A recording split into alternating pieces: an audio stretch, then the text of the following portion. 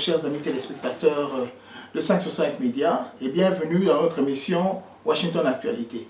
Nous sommes ici chez le docteur Aloula qui nous reçoit chez lui et nous sommes venus ce soir pour lui poser certaines questions par rapport à la situation qui s'est passée à la dernière Assemblée Générale de la communauté CCWN. Voilà. Alors, bonsoir docteur. Bonsoir Pascal. Encore merci à 5 sur 5 pour cette occasion de m'exprimer devant vos téléspectateurs. Il n'y a pas de problème. Nous n'allons pas entrer dans tous les détails de ce qui s'est passé ce jour-là, parce que bon, il y avait 6 points à l'ordre du jour, et sur tous les 6 points, il n'y en a qu'un seul qui a été débattu. La situation du comité et du président Jean Mayaka, au vu de la suspension et autres problèmes. Ce que je voudrais savoir, c'est, étant donné que nous sommes sortis de là sans une véritable résolution de l'Assemblée générale, décidant le sort du président, quel est le futur? Qu'est-ce que vous, dans le comité des sages, prévoyez faire? Avant qu'on en arrive là, on avait fait différentes réunions et le comité des sages avait adressé un mot au bureau exécutif pour dire que vous êtes invités à nous rencontrer pour trouver un compromis, pour apaiser la situation de troubles qu'il y avait au niveau du bureau exécutif du CCWM. Et nous leur avons indiqué clairement qu'ils empêchent la communauté de pouvoir fonctionner dans cet état de trouble. Avant d'aller à l'Assemblée générale, il avait semblé qu'une solution avait été trouvée à ces problèmes de suspension du président du CCWM, Jean Mayaka. Je me permettrai quand même de rappeler, parce qu'il y a des gens qui vont prendre cette émission au milieu pour savoir un petit peu qu'est-ce qui s'est passé. Il y a eu une demande de motion qui avait été lancée par le président Jean Mayaka pour ouvrir la porte aux politiciens qui viennent ici à Washington. Et cette motion avait été mal prise. C'était comme la goutte qui a fait déborder les vases. Et des échanges ont commencé au sein du bureau exécutif par une lettre, une demande de conférence urgente faite par le vice-président Hilaire et qui parlait de la suspension du président Jean Mayaka. Et Jean Mayaka réagira aussi au courant de la journée pour dire aux gens, mais c'est quoi cette histoire, je ne suis pas au courant, et de toute façon, je ne viendrai pas à cette conférence. Il n'y a pas de conférence, il n'y a pas question de suspension du président du bureau exécutif. Donc dans les bureaux exécutifs, les gens qui suivent la logique n'ont pas fait acte de présence téléphonique à cette réunion qui avait été convoquée par le vice-président et qui s'est retrouvé avec 7 membres du bureau sur 12. Et dans les votes qu'ils ont mis pour la suspension du président, il y a eu 5 voix pour la suspension, 2 qui se sont abstenus. Et la loi, les statuts de CCWM dit que la décision doit être prise à la majorité de 2 tiers. Les 2 tiers de 12, c'est 8. Donc le quorum n'était pas atteint pour prendre une décision contre le président, surtout sur une conférence call en moins de 24 heures. C'était comme si c'était une affaire, une expédition d'un plan qui était prévu de longue date. Nous avons eu le cas de Maître Gino, qui est parti à l'Assemblée générale avec les vidéos. Nous avons eu le cas de Marcel, dans lequel le Conseil des sages, dans les 2 cas précédents, le comité des sages était intervenu pour calmer la situation. Et là, on était dans une situation où, maintenant, lorsque le comité des sages s'est réuni avec le bureau exécutif, les partis fondeurs qui ont signé la suspension de Jean Mayaka ne sont pas venus à cette réunion qui s'était tenue à Silver Spring. Nous avons compris que c'était une façon de ne pas de montrer qu'ils n'étaient pas contents avec notre démarche, parce que l'invitation avait été lancée par Jean Mayaka et ils ne reconnaissaient pas. Mais excusez-moi, docteur, dans le courant de la réunion, certains membres du comité ont présenté les efforts qu'ils avaient faits au départ. Parce que si la situation de la motion était la goutte qui a fait déborder le vase, il y avait une situation qui était déjà en place et qui a été documentée à leur niveau, et dont ils ont fait les demandes au niveau du comité des sages. Et M. Hilaire et M. Chakembo ont dit que le comité des sages n'a réagi que quand ils ont suspendu Jean Mayaka. Ça, c'est un raccourci. Mais il est vrai que j'ai vu circuler des emails où on se plaignait du manque de réaction du comité des sages. Pour faire réagir le comité des sages, on prend son téléphone. On ne se contente pas d'un email. Dans le comité des sages, beaucoup de gens voyagent beaucoup. Moi, j'ai fait 3 mois à l'extérieur. M. Mpoyi n'était pas là. C'est pour ça que nous avons décidé, au lieu que ce soit le comité des sages, nous avons mis un comité de bons offices dans lequel nous avons décidé de désigner le docteur Miatoudila et Papa Kabwassa Constant pour pouvoir renforcer cette équipe, pour ramener le bureau exécutif et le comité des sages ensemble pour que nous puissions aplanir la situation. Mais d'après les protagonistes, il n'y a pas eu de mouvement à ce niveau-là. Ça veut dire que toutes les réclamations, allant à l'encontre du fonctionnement du président Mayaka n'étaient pas répondues par le Conseil des sages.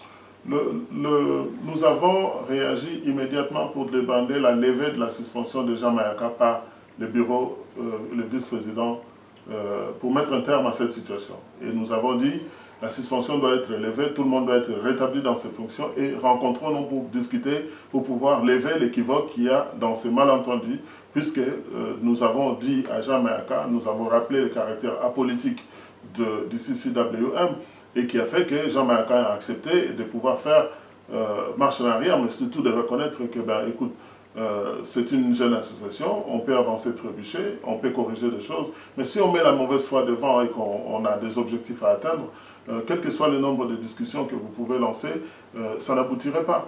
Lorsque vous appelez, regardez un peu en quoi, qu'est-ce qu'il y a de logique d'appeler dans un bureau de 12, vous déclenchez une conférence call le soir, et les gens peuvent ne pas être là pour des raisons X qui travaillent ou qui peuvent être absents.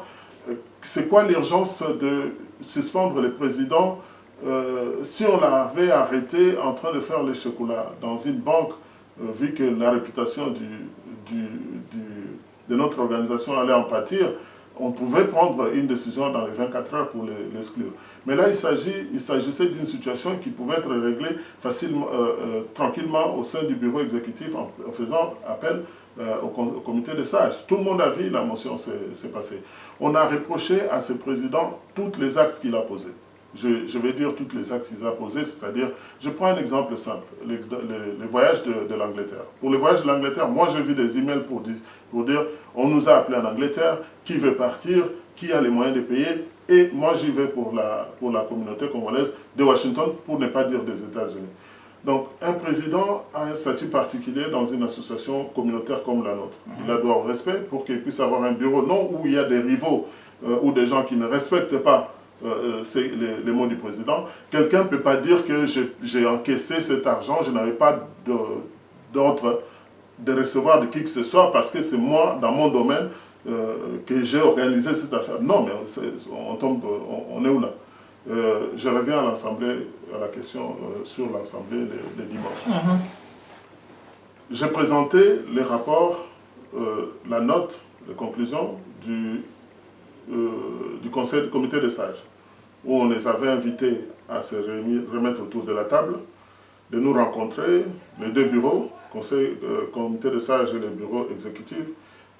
À partir du moment où on était dans l'antagonisme, les invitations lancées mardi, c'était pro Mayaka, mercredi, c'était pro Hilaire Ngimbi et compagnie. Donc, finalement, on était classé comité des sages, soit pour un camp ou l'autre camp.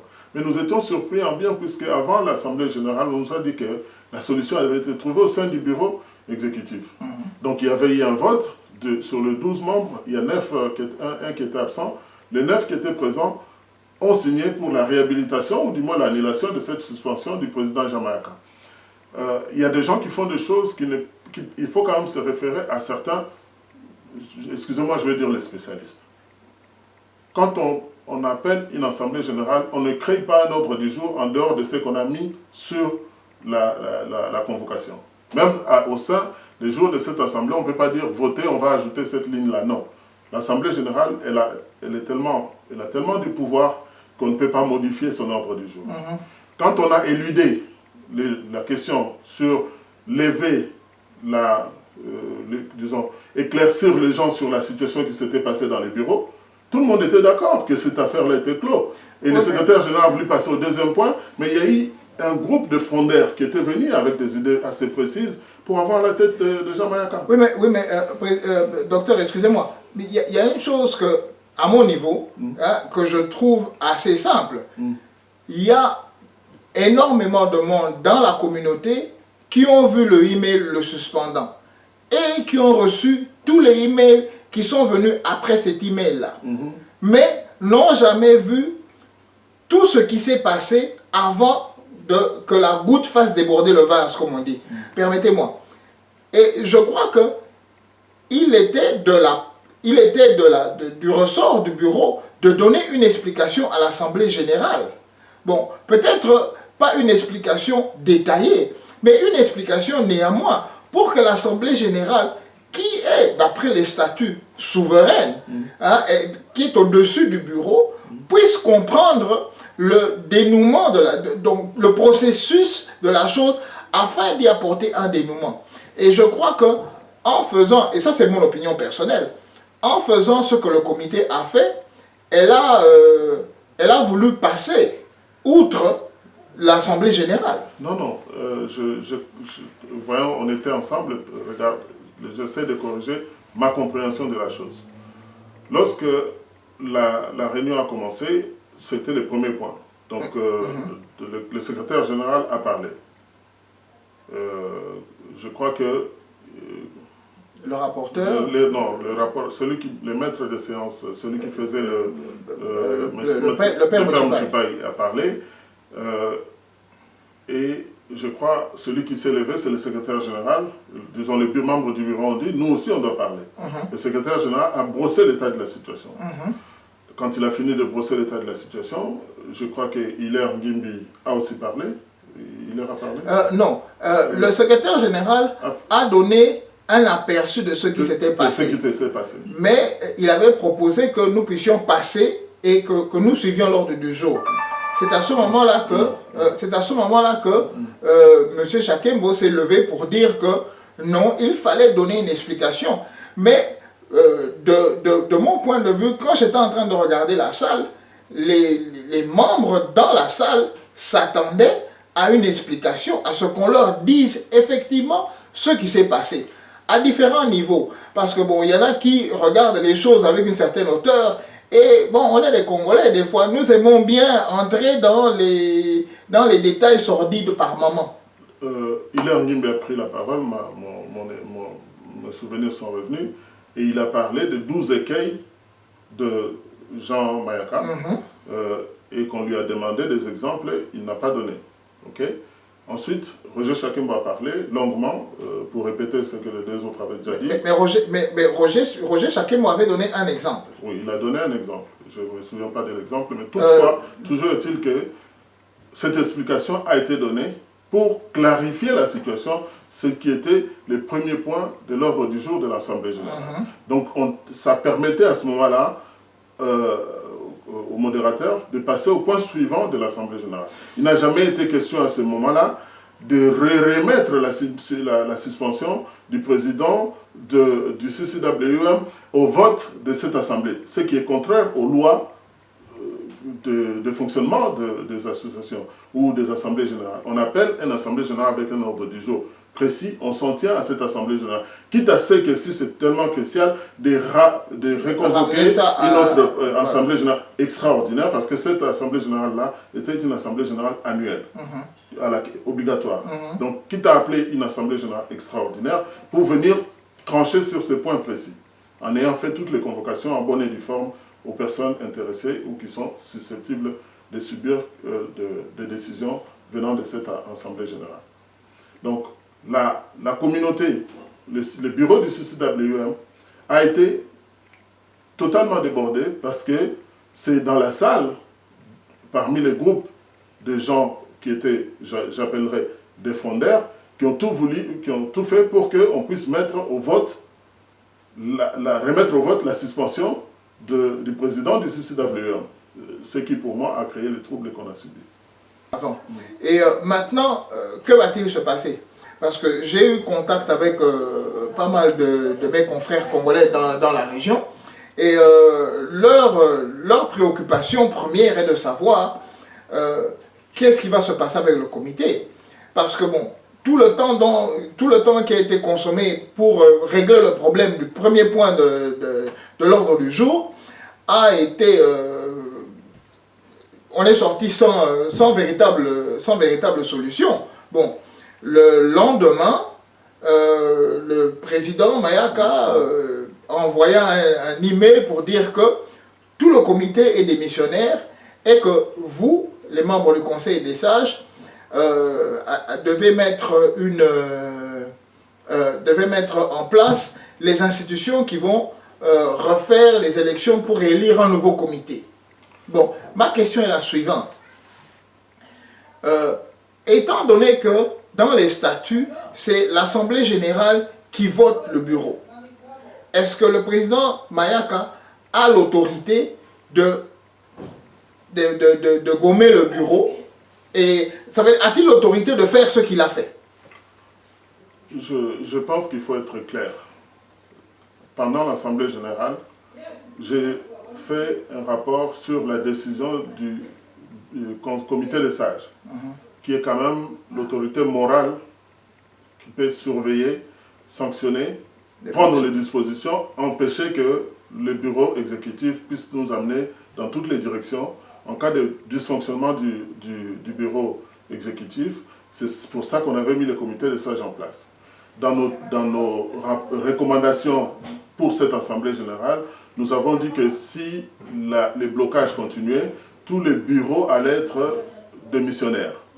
Avec une contrainte, tous les membres du bureau exécutif actuel ne pourront pas se présenter si on garde la même forme de fonctionnement de l'association aux élections prochaines.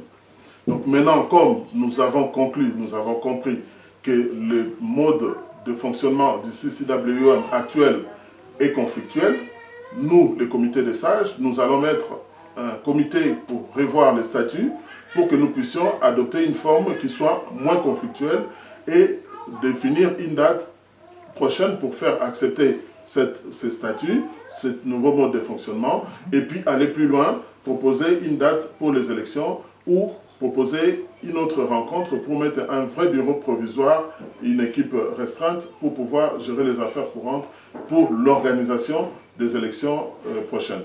Donc, aujourd'hui, je parle sous réserve du fait que le comité des sages ne s'est pas réuni depuis l'Assemblée générale. Et nous devons regarder les choses comme elles se présentent. Quand on regarde les échanges entre les membres du bureau exécutif, je dirais sortant, ou les membres du bureau exécutif actuel, on ne peut plus leur confier l'avenir de CCWM. Ils ne sont pas décidés à travailler ensemble. On a vu trop des injures personnelles, trop de choses qui ne nous donnent pas la dignité.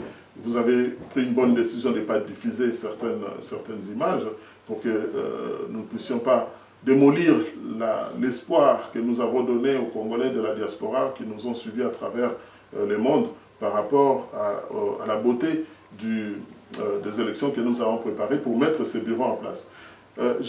Nous avons rappelé lors de l'Assemblée générale que Koffi Olomide est déjà passé à Washington. Papa Wemba est passé ici, Kanda Bongoman. Je parle des artistes. Ils n'ont jamais rempli des salles comme nous avons rempli les salles pour faire les élections. C'est-à-dire que dans tous les pays du monde, les salles de concert se remplissent beaucoup plus que tous les événements que vous faites. Mais ici à Washington, le nombre de personnes qui ont défilé dans la salle pour venir voter avec leurs enfants, si on fait le total, on était entre 800 et presque 1000 personnes, si on compte tous les enfants. Donc, nous ne pouvons pas nous permettre, avec toutes ces personnalités, laissez-moi vous rappeler qu'ici à Washington, on a des retraités de la Banque mondiale, donc des experts de niveau mondial, que cette communauté a l'obligation de respecter. Dans le comité des sages, il y a des gens qui sont retraités de la Banque mondiale, qui ont assumé de très grandes fonctions. On a quand même droit à un minimum de respect.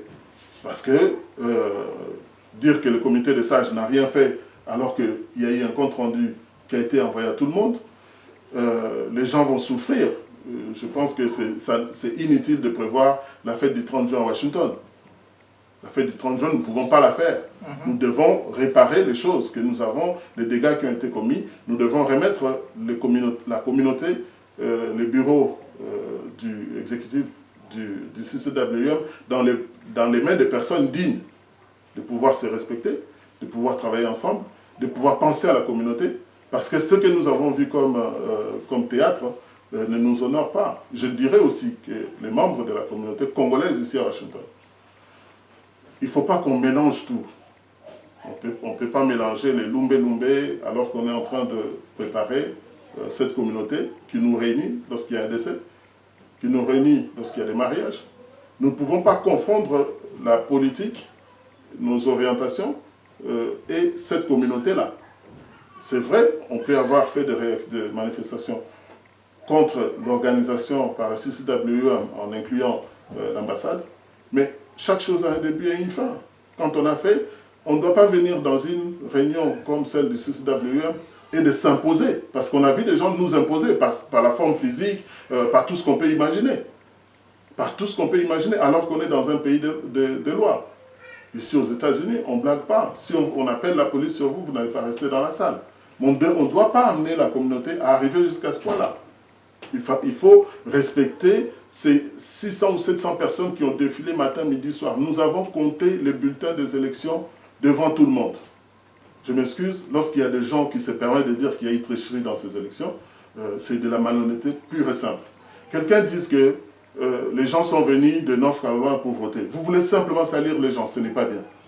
Si quelqu'un est venu de North Carolina, et vous savez très bien qu'aux États-Unis, cette personne peut avoir vécu à Maryland, sa carte d'identité peut encore être de Maryland, on peut voir si dans la liste de membres, son nom était dedans, s'il avait payé ses cotisations. Parce que ça, c'est aussi possible.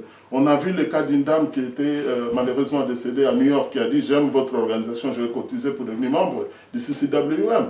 Alors, cherchez, moi je respecte tout le monde. Et je pense que quand on touche la dignité de la personne, de ma dignité, je peux répliquer. J'étais le président de la commission électorale. Tout s'est fait dans la transparence. On a donné un numéro à chaque votant qui a retrouvé son nom dans la liste, qui a émargé, qui a été choisir le bulletin, qui est passé chez les témoins des deux candidats. Et puis, par magie, les deux candidats avaient des témoins très stricts qui ont failli me rendre fou. Parce que pendant les élections, il fallait trouver des dispositions, alléger certaines dispositions. Nous n'avions pas une base de données dans laquelle il y avait tous les noms de personnes. C'était des fichiers Excel où on vous envoyait la liste de 50 personnes, de 20 personnes, etc. Et heureusement que moi, je connais les bases de données. J'ai essayé de réconcilier au maximum. Mais il y avait aussi des gens qui venaient dire, ben, écoutez, cet email-là, est-ce que vous l'avez vu? J'ai appelé les deux candidats. J'ai dit, ben, écoutez, ça, c'est l'email. Vous l'avez eu, oui.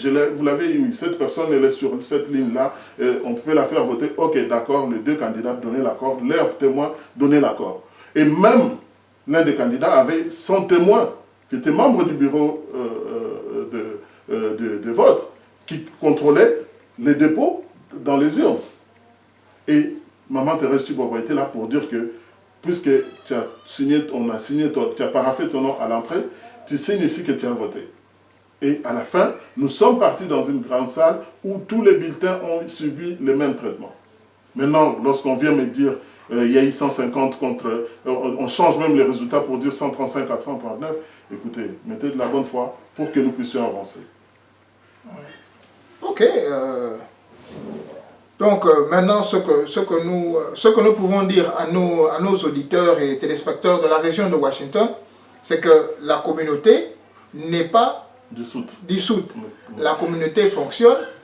Le bureau actuel continue jusqu'à ce qu'elle soit remplacée par le toucher de conseil des sages du bureau qui va d'abord changer les statuts et ensuite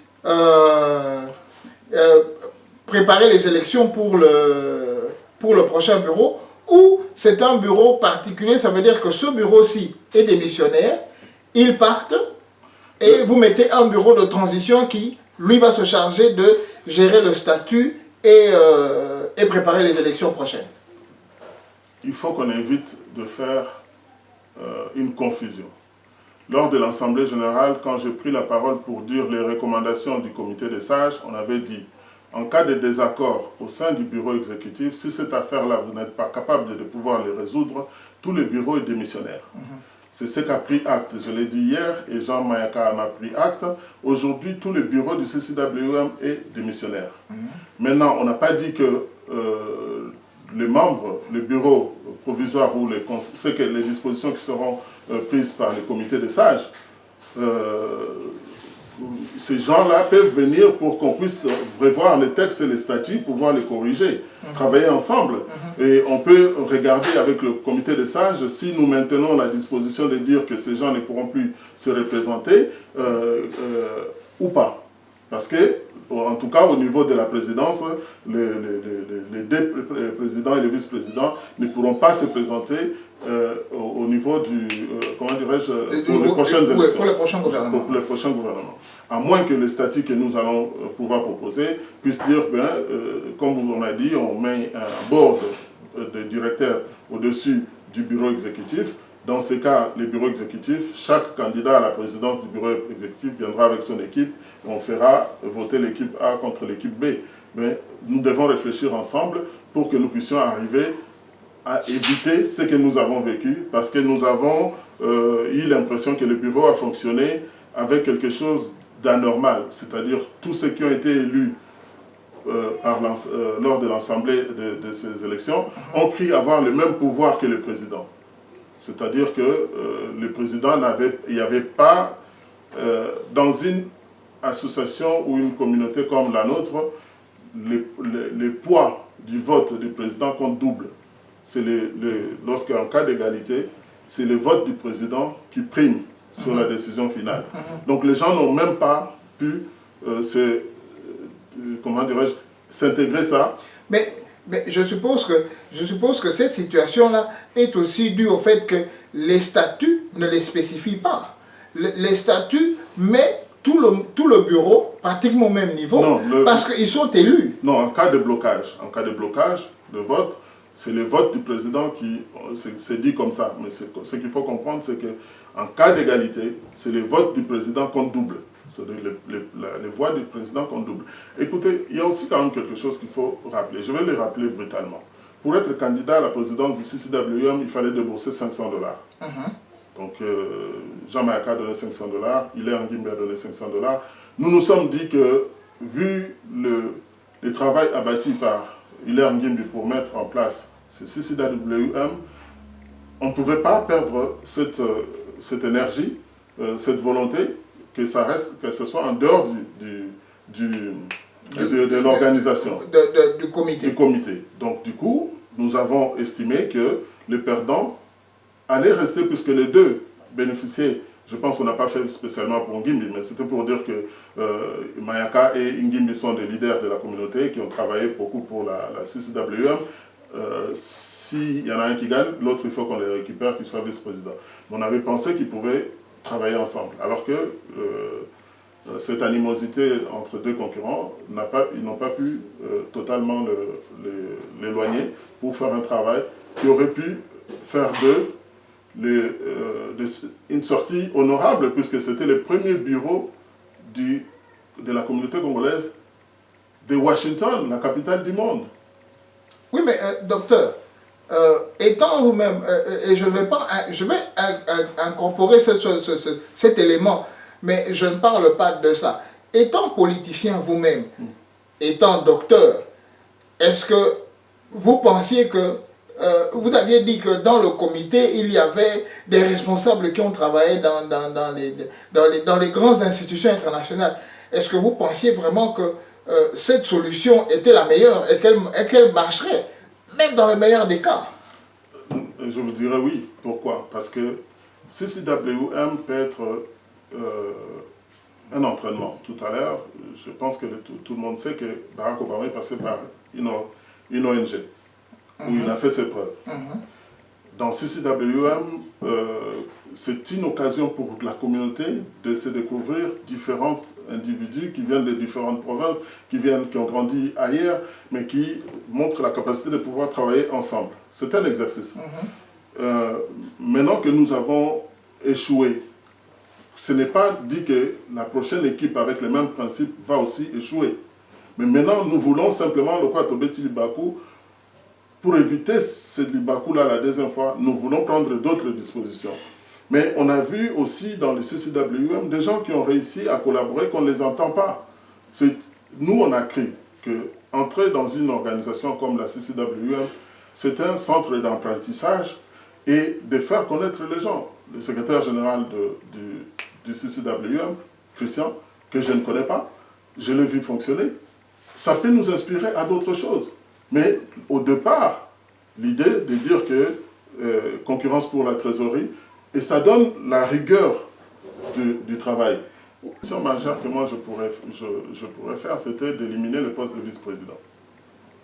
Pourquoi éliminer le poste de vice-président? Parce que si le président est élu, il doit fonctionner avec un bureau. Il ne doit pas fonctionner avec un concurrent. Là, on a vécu l'expérience du président qui fonctionne avec un concurrent permanent, qui sont en train de se contredire, même pour aller vers la ligne droite, il faut aller à gauche, non pas à gauche, à droite, etc. Donc, ce sont des choses que nous pourrions éviter. Mais comme j'utilise toujours en mieux l'intelligence des groupes, parce que lorsque vous dites qu'il faut un board, un bureau conseil d'administration au-dessus du bureau exécutif, moi je dis mais pourquoi pas? Parce que dans le conseil d'administration, il y aura des gens qui vont se faire voir une fois ou deux dans l'année, mais qui laisseraient la gestion du bureau entre les mains de l'exécutif. Je ne dis pas une bande de copains, mais une bande de personnes qui n'ont pas à se poignarder à tout bout de champ pour faire capoter le président du bureau en exercice. Donc j'adopterai, on va réfléchir ensemble, on trouvera la bonne formule. Mais pour moi, la loi électorale, le fait d'avoir été président de la commission électorale, je vais proposer quelques changements et à partir de ces changements, on regardera ensemble dans quelle direction partir. Ok, ben, écoutez, nous tirons vers la fin de notre rencontre avec le docteur Alula. Tout ce que nous pouvons dire, et je suppose que je vais vous laisser le dernier mot, c'est que la communauté congolaise de Washington métropolitaine reste solide, malgré les petits problèmes que nous avons ça et là. Et je suppose que les gens devraient se mettre dans une position, ils pensent plus à la communauté qu'aux individus. Mais de ma personne, je dirais que les statuts ont besoin d'une révision sérieuse, de façon à être beaucoup plus détaillés, pour que les gens n'aient pas de raison de trouver un moyen de revenir. Et peut-être qu'on arrivera à trouver des personnes habilitées à mener cette communauté à de grandes choses. Comme j'ai parlé avec certains de mes frères qui ont décidé et voient cette communauté de la manière la plus large qui soit. Moi, je veux dire ceci. Toute œuvre humaine ne manque pas de défauts. Vous avez déjà vu des fusées tenter de partir à la ligne et exploser au vol. Vous avez vu qu'avant de lancer une deuxième fusée, les Américains prennent du temps, 4-5 ans, pour essayer de comprendre pourquoi cette fusée n'a pas franchi telle ligne. On va dans les data, on trouve, et puis 5 ans après, on les relance. La diaspora congolaise a besoin de s'organiser dans le monde. Ce que nous avons fait parmi les derniers États ici aux États-Unis, dans la région métropolitaine, qui réunit 3 États, Virginie, Maryland et District of Columbia, c'est quelque chose de particulier dont nous, les métropolitains, nous devons être fiers de ce que nous avons fait. Nous devons être fiers, et je dirais même que même si le bureau a été démis ou exclu pour l'instant, chaque membre du bureau doit être fier d'avoir fait partie de ce bureau-là et considérer cet échec comme un échec, pas individuel, mais un échec collectif. Et cet échec ne doit pas être aussi une honte pour nous, la communauté congolaise de Washington, parce que ceux qui n'ont pas ici et balété, que c'est comme toi, se noyer. Nous, on a tenté de traverser. On est en train de se noyer. Et comme communauté, nous devons faire l'effort de sortir la tête de l'eau et traverser cette épreuve. Nous avons beaucoup de sages ici. J'avais, lors de la dernière réunion du Conseil des sages, si on fait la somme de nos âges dans le Conseil des sages, on est à près de 500 ans. 500 ans. C'est comme ça qu'on peut connaître la valeur un peu des ressources que vous mettez en place, en termes d'expérience, etc. Je dirais que cette communauté a mis 15 mois d'accouchement, de grossesse, de gestation, de tout ce que nous avons fait. Cet effort collectif n'appartient à personne. Ça appartient à personne. C'est un effort collectif. Nous avons mis plusieurs semaines, chaque mois, des réunions à Bethesda, à Cheviches, des réunions, jusqu'à ce qu'on dit, bon, on passe aux élections. On met un bureau en place. Je répète que avant de s'aborder notre bébé à nous tous, pensez à tous ceux qui n'étaient pas dans la salle, mais qui sont venus le jour du vote. Tous ceux qui n'étaient pas dans la salle. Cette salle ne pouvait pas contenir les gens qui étaient dans la salle de comptage des bulletins. Le nombre de personnes qui étaient lorsque nous avons donné les résultats des élections était beaucoup plus grand que ceux qui avaient assisté à l'Assemblée générale. Ne faisons pas de la mauvaise publicité du CCWM. Moi, je vais citer quelques réalisations que la communauté a faites. Ça peut se résumer autour des fêtes et des décès. Nous avons fait quelque chose. Nous avons pu voir que dans les décès, au lieu que nous parlions individuellement, c'est le président du CCWM qui s'adressait à la famille ou à ceux qui étaient à cet événement au nom du CCWM. Nous avons fait des manifestations qui ont montré aux gens que la communauté est propre dans une salle, belle fête, etc. Ça fait aussi partie de nos valeurs et de notre culture. Nous avons peut-être réussi aussi d'autres choses que nous ne pouvons pas tous étaler ici. Vous avez mentionné que moi je suis un politicien. Mais si vous remarquez, là je suis totalement dans la peau d'un membre de la communauté. Je ne parle pas de la politique. Les gens disent que, mais il faut qu'il y ait la politique, bon, visa qui non, je ne suis pas dedans. Je dis simplement, là, les dossiers à traiter, c'est les dossiers de notre communauté. Parce que si la communauté s'élève, je retrouve la communauté en son ensemble.